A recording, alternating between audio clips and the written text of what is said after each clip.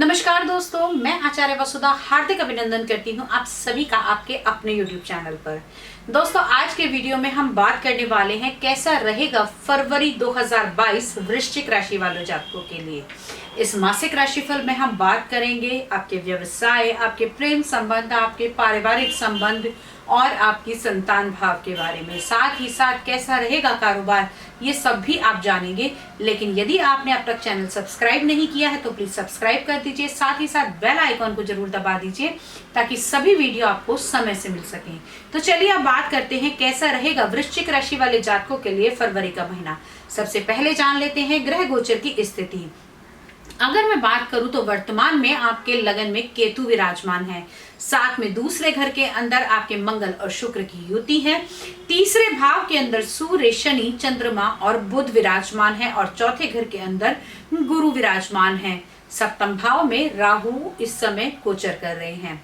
तो ये है ग्रहों की स्थिति और इसके अनुसार अगर हम देखें तो सबसे पहले आपके लगन के स्वामी अपने से दूसरे भाव के अंदर विराजमान है, जो कि यहाँ से धन संचय भी दिखाते हैं। साथ ही साथ ऐश्वर्य का कारक शुक्र देव विराजमान है आपके दूसरे यानी धन संचय के भाव में। तो यहाँ से आपको बढ़ोतरी होगी, धन संचय आपका बढ़ेगा, साथ ही साथ परिवार के अंदर संबंध अच्छे होंगे, भाइयों का सहयोग मिलेगा। और साथ ही साथ अगर हम बात करें तो शुक्र जो है वो आपके 12वें भाव के और 7वें भाव के स्वामी हैं। तो यहाँ आपके जीवन साथी का, आपके परिवार का और कहीं ना कहीं आपके मल्टीनेशनल कंपनीज भी आपको पैसा इस समय बढ़ोतरी दे सकती हैं। अब बात कर लेते हैं मंगल के दूसरे घर के अंदर गोचर। तो यहाँ पर लग्नेश का अपने से दूसरे भाव में होना आपके लिए अच्छा रहेगा। अगर हम देखें तो मंगल आपके दो घरों के स्वामी हैं, यानी कि रोग, ऋण, शत्रु के स्वामी दूसरे भाव के अंदर विराजमान है, धन संचय और परिवार और कुटुंब के भाव में विराजमान है, जो कि अपने आप में एक अच्छा सूचक है। दोस्तों, अगर हम देखें तो मंगल का ये गोचर आपके कुटुंब में अगर कोई केस चल रहा था, कोई अनबन चल रही थी या फिर कोई ऐसी पैतृक संपत्ति थी जिसके ऊपर विवाद था, तो वो इस समय में आपकी सॉर्ट आउट होती हुई दिखाई देगी। अब बात कर लेते हैं आपके तीसरे घर के अंदर ग्रहों की स्थिति की। तो तीसरा घर माना जाता है बल, पराक्रम और साहस का, और साथ ही साथ यहाँ से हम यात्राएं भी देखते हैं। और तीसरा भाव हमारे कंधे का भाव भी माना जाता है, बाजू का भाव भी माना जाता है। तो यहाँ पर सूर्य का ये गोचर शनि के साथ में, हालांकि शनि यहाँ पर इस समय फल देने की क्षमता में नहीं है क्योंकि शनि अभी सूर्य से अस्त चल रहे हैं।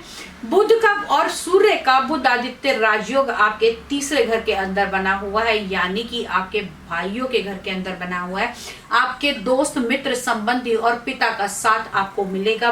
बहन, भतीजी और बुआ के सहयोग से आप कार्य आगे कर सकते हैं, आपके लिए बेनिफिशियल रहेगा। गुरु आपके चतुर्थ भाव के अंदर विराजमान है। चतुर्थ भाव यानी कि सुख, संपत्ति, ऐश्वर्य और वाहन का घर माना जाता है। यहाँ पर नैसर्गिक शुभ ग्रह गुरु का होना कहीं ना कहीं आपकी इनकम को बढ़ाएगा, आपके संबंधों को अच्छा बढ़ाएगा। और पत्नी की कुंडली में पति का कारक भी गुरु को माना जाता है, यानी कि इस समय आपके जो है हस्बैंड की इंक्रीमेंट के चांसेस है और उनकी आमदनी भी बढ़ने के चांसेस बने हुए हैं। अब ये तो जो ग्रह गोचर है वो वर्तमान स्थिति से है। इसके बाद में गोचर बदलेगा। सबसे पहला ग्रह गोचर बदलेगा 13 फरवरी 2022 को। सूर्य देव आपके तीसरे घर से निकलकर आपके चौथे घर के अंदर विराजमान होंगे और सूर्य और गुरु की युति बनेगी आपके चतुर्थ भाव में, जो कि दृष्टि देंगे सीधे सूर्य देव अपने ही घर को, यानी कि दशम भाव को। तो यहाँ पर सरकार से सुख दिलाएंगे, पद उन्नति दिलाएंगे, बॉस आपसे खुश रहेगा। साथ ही साथ यदि किसी लीगल कामकाज में जुड़े हुए हैं तो वो भी आपके लिए बेनिफिट रहेगा। आपकी आमदनी बढ़ेगी, व्यवसाय में अच्छे लाभ मिलेंगे। अब उसके बाद जो दूसरा गोचर चेंज होगा वो होगा मंगल का 26 फरवरी 2022 को। तो यहां से मंगल निकल के तीसरे घर के अंदर, यानी कि जो उनका पक्का घर है, यानी कि तीसरा घर काल पुरुष की कुंडली के अनुसार तीसरा घर मंगल का माना जाता है। और यहाँ पर मंगल का गोचर कहीं ना कहीं आपके वर्चस्व को बढ़ाएगा, आपके भाइयों का सहयोग आपको मिलेगा। और जो कोर्ट केस अगर कोई चल रहा था या फिर आप अगर किसी सेना से जुड़े हुए हैं, कोई बल पराक्रम का कार्य करते हैं, कोई स्पोर्ट्स इक्विपमेंट्स बनाते हैं या फिर आप ही किसी स्पोर्ट्स से जुड़े हुए हैं तो यहाँ पर आपको 4 चांद लग जाएंगे और काम में बढ़ोतरी होती हुई दिखाई देगी। उसके बाद में शुक्र राशि परिवर्तन करेंगे, आएंगे आपके तीसरे घर के अंदर यानी अपने मित्र की राशि में, तो ये भी आपके लिए बेनिफिट रहेगा। और साथ ही साथ अगर हम बात करें तो शुक्र यहाँ से आपके भाग्य भाव को भी दृष्टि डालेंगे। तीसरे घर के अंदर जैसे ही विराजमान होंगे आपके भाग्य से चीजें होनी शुरू हो जाएंगी। आप अपना जितना आपने एक्सपेक्टेशन की होंगी उससे अधिक पाने की, उससे अधिक कमाने की कोशिश करेंगे। उत्तेजना पूरी रहेगी किसी भी काम को करने की, लेकिन उसके साथ में आपको अपने व्यय पर रोक लगानी होगी, क्योंकि इस समय में आपको जब भाग्य भाव पे नजर डालेगा तो हाँ आपको लग्जीरियस तो बनाएगा, लेकिन अपने आप के इंप्रूवमेंट में कुछ खर्चे भी करवा सकता है। साथ ही अब बात करते हैं आपके प्रेम संबंधों की, तो प्रेम संबंधों का स्वामी, आपके विवाह का स्वामी, पंचम भाव का स्वामी, आपकी संतान का स्वामी सुख भाव में विराजमान है, जो अप्रैल तक यही रहने वाले हैं, तो ये भी आपके लिए लाभकारी रहेगा। संतान का सुख मिलेगा और साथ ही साथ संतान के इंक्रीमेंट होने के चांसेस बनते हैं। संतान की जॉब इस समय में मिल सकती है। हाँ, सप्तम भाव के अंदर राहु का गोचर कहीं थोड़ा सा विवादास्पद है। आपके लाइफ पार्टनर से लेकर कुछ नोकझोंक इस समय में चल सकती है, लेकिन आपको चीजों को बैठकर सुधारना होगा, आपस में बात करनी होगी, एक दूसरे को अधिक समय देना पड़ेगा, क्योंकि इस समय में हो सकता है मंगल का गोचर जैसे ही चतुर्थ स्थान में आएगा आप अपने काम के लिए सुपर एक्टिव हो जाएंगे। आपको ये लगेगा कि आप अपने काम के साथ में अपने परिवार को इंटेंशन नहीं दे पा रहे हैं, पूरी तरीके से अपने परिवार के साथ अटैचमेंट आपका नहीं हो पा रहा है, जो कि कहीं ना कहीं आपके संबंधों को विच्छेद करने का एक कारण बनेगा। तो अपने समय को इस तरीके से डिवाइड करें कि आप अपने काम के साथ साथ अपने जीवन साथी को भी पूरा समय दें।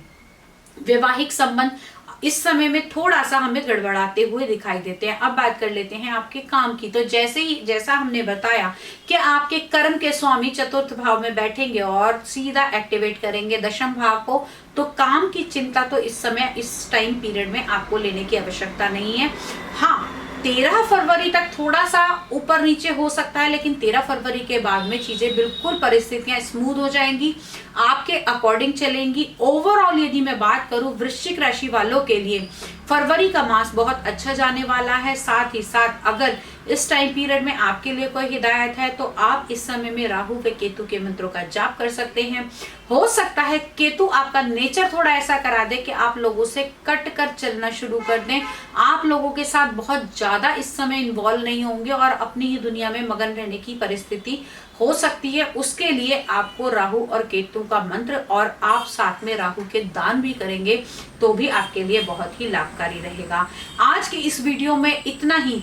अगले वीडियो में आपसे फिर मुलाकात करूंगी। यदि आप चाहते हैं कि आप व्यक्तिगत रूप से मुझसे जुड़ें या अपनी कुंडली का विश्लेषण कराएं तो स्क्रीन पर दिए हुए नंबर पे फोन करें, अपॉइंटमेंट फिक्स करें। आपकी समस्याओं को सुलझाने की हम पूरी कोशिश करेंगे। तब तक के लिए जय माता दी।